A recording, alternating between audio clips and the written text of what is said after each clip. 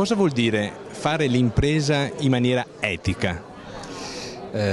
Vuol dire svolgere bene il proprio ruolo, che è quello di produrre, di investire e tramite l'investimento creare occasioni di occupazione, quindi non solo di ricchezza materiale ma anche di benessere e quindi coesione sociale, ma rendendosi conto che l'impresa non è solo un patrimonio economico dell'imprenditore, è anche un patrimonio di valori umani, di valori sociali, quindi l'impresa che si deve collocare in una dimensione sociale.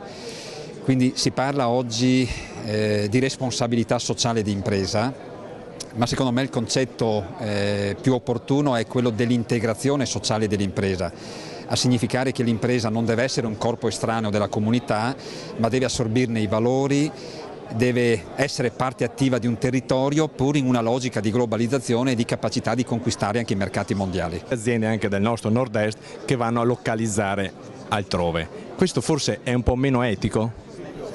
Dipende con quale logica viene fatto il fenomeno della delocalizzazione. Se la logica è quella meramente speculativa, di approfittare solo di bassi costi in alcune realtà per abbandonare il territorio sul quale si è cresciuti e ci si è sviluppati, allora questo ha pochi elementi di eticità, mi rendo conto. Ma se la localizzazione di un'impresa, di alcuni impianti in paesi nuovi ha una logica invece di conquista di quei mercati, facendo crescere anche il territorio, perché si trascinano i fornitori in una logica di subfornitura, si trascina la filiera e si fa crescere anche la testa, il cervello che rimane qui, io credo che questa sia una cosa non solo da condividere ma anche da sostenere come Paese.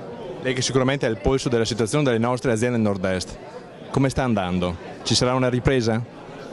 È una parola grossa, ripresa. Quello che noi oggi registriamo è un'economia a doppia velocità. Da una parte ci sono imprese che hanno capito le straordinarie opportunità di un mondo globalizzato, delle nuove tecnologie e hanno impresso un grande cambiamento alle proprie strutture, alle proprie strategie, riuscendo a fare innovazione, internazionalizzazione, sviluppo del capitale umano. E questa è la parte migliore della provincia. Quindi più investimenti nella ricerca, lei suggerisce? Più investimenti nella ricerca, rapporto con la scuola, con le università.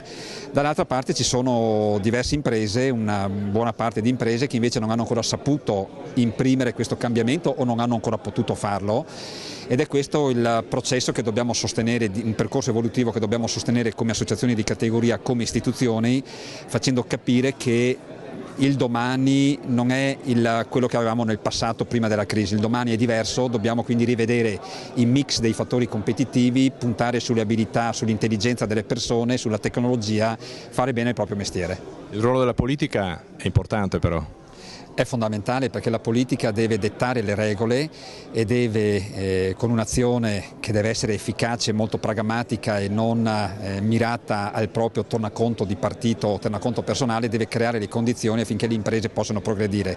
Perché quando si parla di competitività di un paese e l'Italia sta perdendo competitività, la questione va a toccare le strategie degli imprenditori e noi dobbiamo fare la nostra parte, nel senso che dicevo prima, ma tocca soprattutto la scarsa competitività di un paese che ha una giustizia che non funziona, che ha una politica che non sa decidere, che è una politica che è litigiosa, scarse infrastrutture, quindi molte cose da fare. Quindi la politica deve tornare a essere quella con la P maiuscola, una classe dirigente che abbia visione, che porti competenza, senso del bene comune e capacità di dare conto di quello che fa.